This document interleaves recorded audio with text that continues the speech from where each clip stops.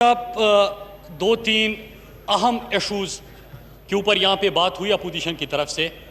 ایک prime minister صاحب کا جو یو ایس وزٹ تھا اس کے حوالے سے، اور جو پرسوں پاک فوج کے 10 جوان شہید ہوئے اس کے حوالے سے بات ہوئی، اور تیسرا اپوزیشن اور جیل کے اندر جو کچھ اپوزیشن کے لوگ ہیں اس کے حوالے سے بار بار بات ہو رہی ہے.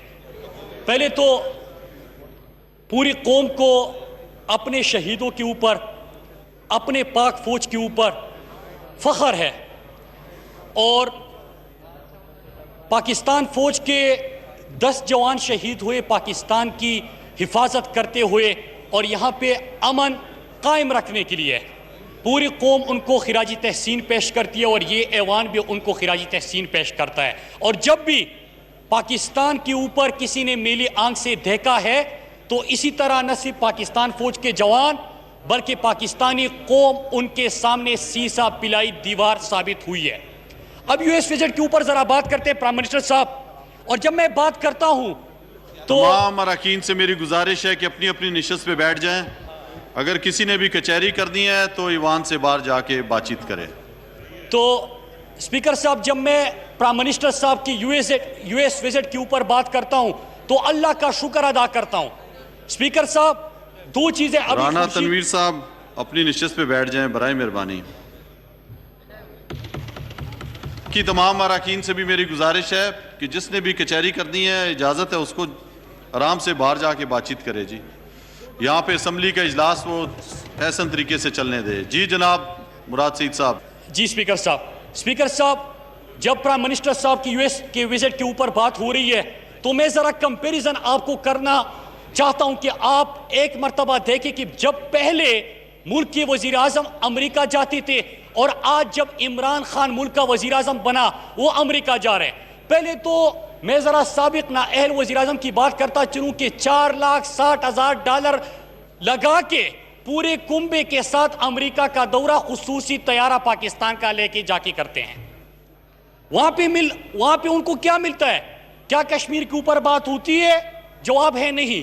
کیا پاکستان کا بیانیہ دنیا تک پہنچاتا ہے؟ جواب ہے نہیں. لیکن جواب میں کیا ملتا ہے؟ میں ذرا دو چیزیں آپ کے سامنے رکھنا چاہتا ہوں. آپ کو یاد ہوگا کہ جب ٹرمپ صدر بنا تو سب سے پہلے انہوں نے کیا کہا؟ پاکستان کو دھمکیاں دی، یہاں پہ ڈانٹ ان کو پلائی.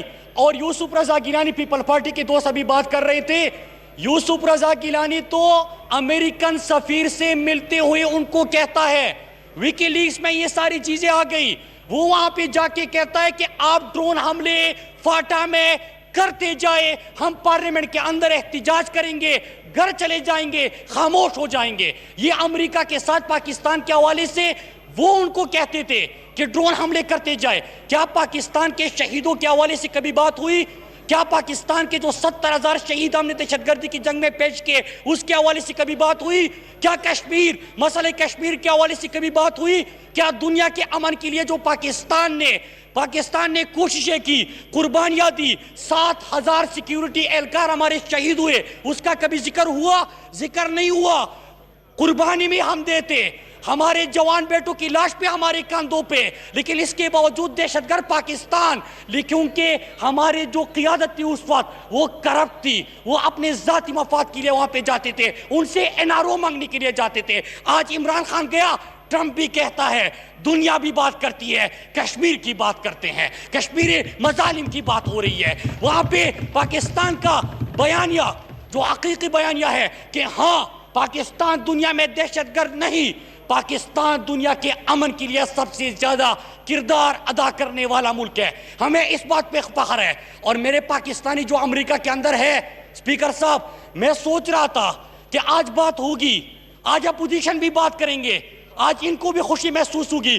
قیادت چھوڑ دے، میں ان MNAs کی بات کر رہا ہوں، ان کو خوشی ہونی چاہیے تھی کہ وہ پاکستانی غیرت مند سر جو ان کی قیادت کے کرپشن کی وجہ سے دنیا میں جھکے ہوئے تھے، جب عمران خان امریکہ گیا آپ نے 30,000 پاکستانیوں کا استقبال دیکھا کہ ان کے سر اٹھ گئے، فخر سے اٹھ گئے.